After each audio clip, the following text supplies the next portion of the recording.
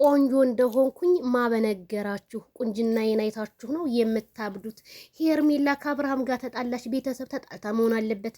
እኔ በጣም ነው የፈራሁትኝ። ዛሬ ጧት ጀምራ እንዴ አረ ወተት እቃሽ አረ ሸፎና አርጊው ሄርሚዬ፣ እንዴ ሸፎና አርጊው እንጂ ካልዳኔ ሙት።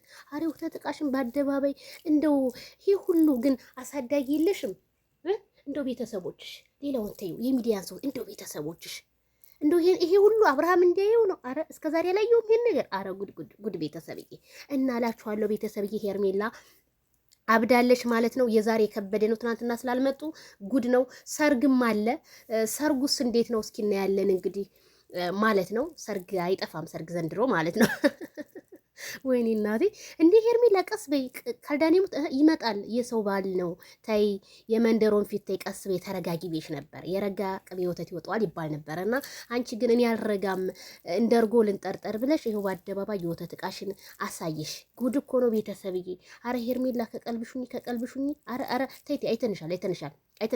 ሸፉኙ በቃ ሸፉኙ። እንደው ሸፎ እናርጉላት። ካሜራማኑ የስራህን ይስጥ፣ እምቀርጻት ማለት ነው። አንተ የወተት እቋን እየተፈረጅ ከስቀርጻት ግን ትንሽ የማይዝም ነገሩን። አንተማ እናቴ በነፃ ጥግብ ባልከው እንጂ ወተት እቀዋል።